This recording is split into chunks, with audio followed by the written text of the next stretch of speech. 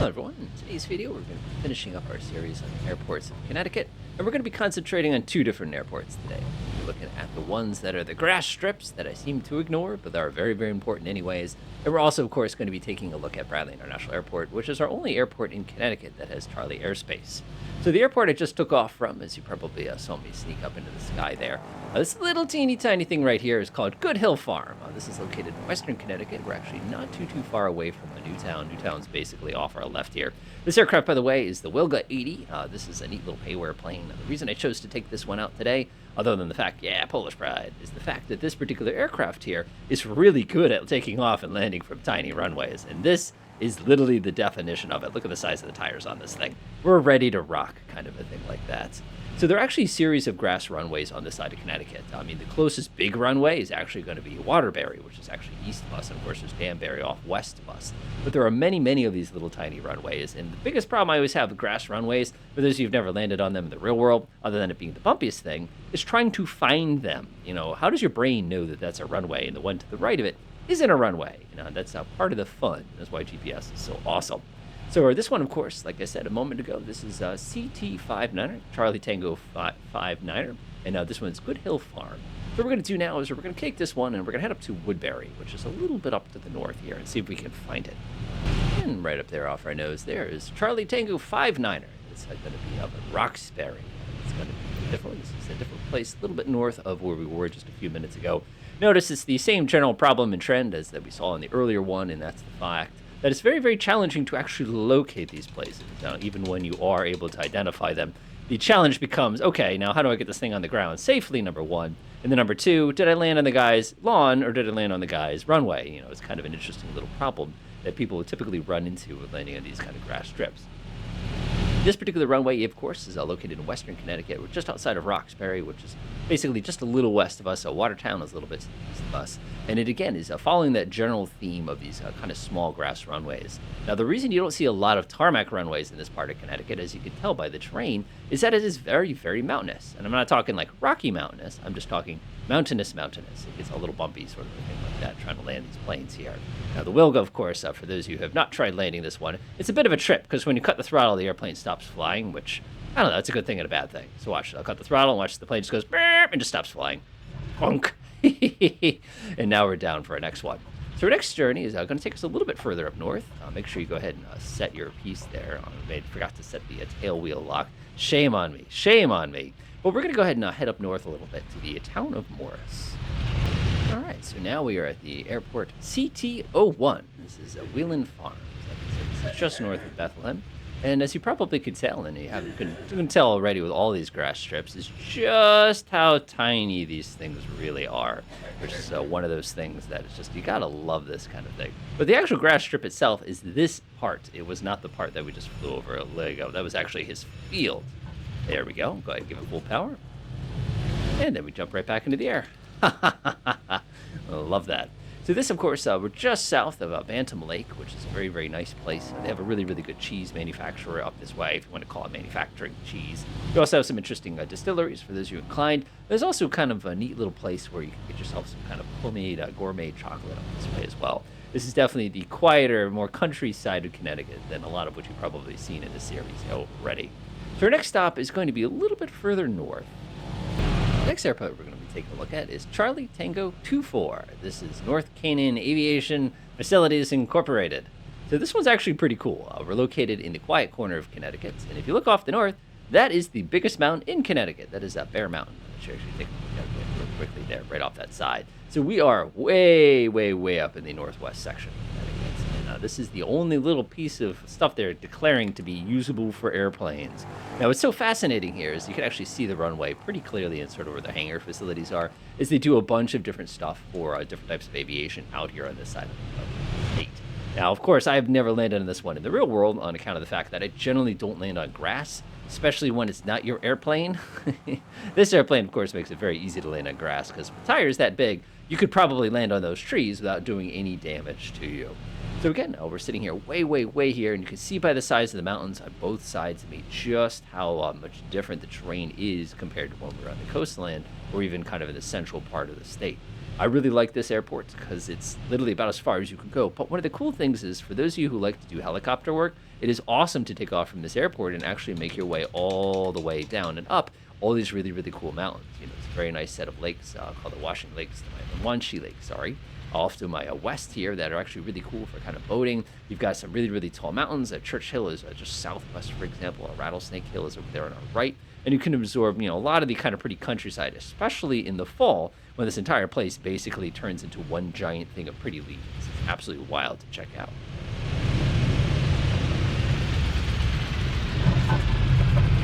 Nice. We're here again. So our next stop is going to be a little bit further away. This airport is a CT09, Charlie Tango 09er. And believe it or not, we're not even going to try to land at it. Many of these other runways I've zipped by today, I have effected a landing. But this one I'm not going to because it's just a little bit too small. And as you can take a look very closely here, when he keeps the field in good condition, it is possible to land here. But I believe they actually do remote control airplanes here more than they do the real big ones like this one we're taking off. This is in lovely Coventry, Connecticut. It's right across from golf course. Great place to put an airport, as with anything.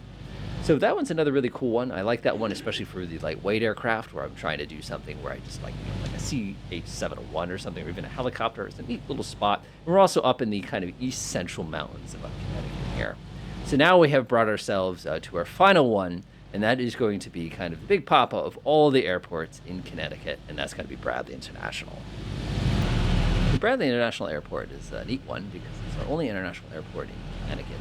And by international, I think Aer Lingus flies out of there. But there's actually a bunch of other companies that also operate aircraft kind of to and from.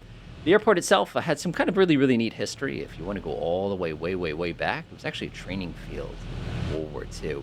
And one of the cool features of it was, of course, it was named after, unfortunately, Mr. Eugene there, who died in one of the accidents at the airport, and they named it after him. There's actually some really cool photographs of the airport back when it was disguised as tobacco barns, just in an effort to fool enemy spies as to its intended purpose. I mean, I'd be very, a little bit concerned when I saw so many different types of Army aircraft taking off from a tobacco field. I think I'd probably put that one together, but it's still a pretty neat photo nonetheless.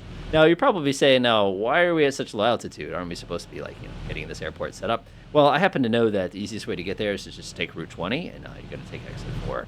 So this airport, I should say, it was my journey, my first commercial aviation, of course. You can see the control tower off there in the distance.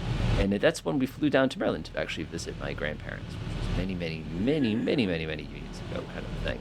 Since then, I literally took a flight in this 2 weeks ago from this airport because this is just the primo spot.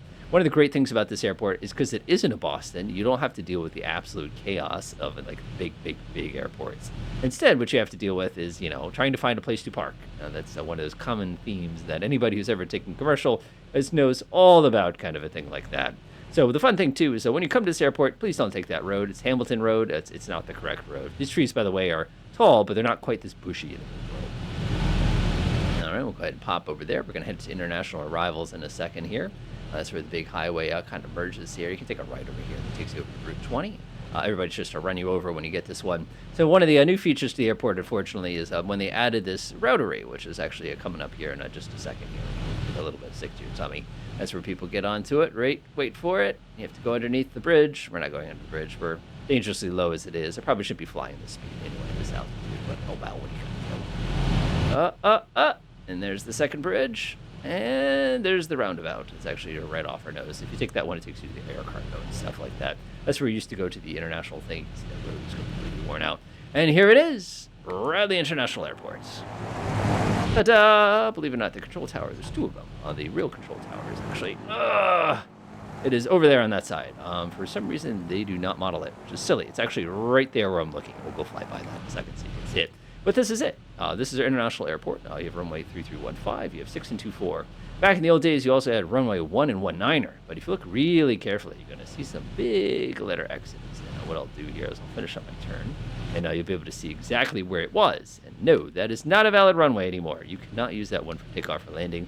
To be honest, I've never heard of anybody actually taking off or landing on it, except in some dire emergency situations that had actually occurred. Other fun things with Bradley, of course, is you have an Army base, which is located right off the side. They got other Chinooks that are always kind of hanging around causing shenanigans. You also have a Army Air Wing, actually for the Air National Guard, which is located on this wing on this side. If I turn this around, yep. So those two buildings basically straight off our nose here would be the locations of those huge hangars for C-130s. Directly underneath us, that would be Signature Aviation. Those are the guys, one of the two fixed-based operators. Pretty cool, quiet, easy to get in and out of. And one of the interesting things, which I find really, really wild, and I'll go ahead and see if I can share this with you, if we can see it, kind of a thing like that. But you see this strange-looking parking lot with like a million cars here? They actually, all the wrecked cars in Connecticut basically go there to be auctioned off. It's actually kind of a neat location there to have all that.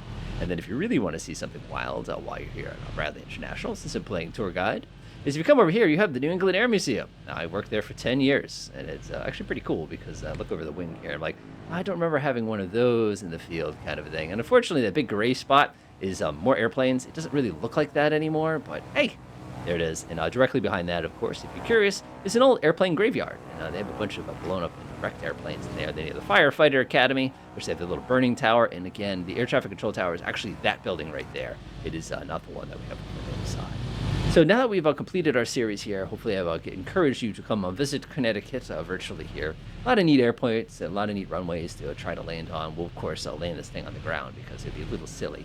One of the cool things that I like about this area is it's just busy enough that, you're always going to be finding traffic in the air if that's something you're interested in. But it's also quiet enough that, if you just want to do your own thing, like nobody's going to bother you. I've landed at this airport many times in airplanes that are single-engine land airplanes. I've done it by myself. I've done it with flight instructors. I've done IFR, like ISS approaches into this airport in the real world. And man, have I beat this piece of tarmac up a few times when it comes to all those journeys I took with commercial, both in the real world as well as in the simulator. But other than that, happy flying and enjoy.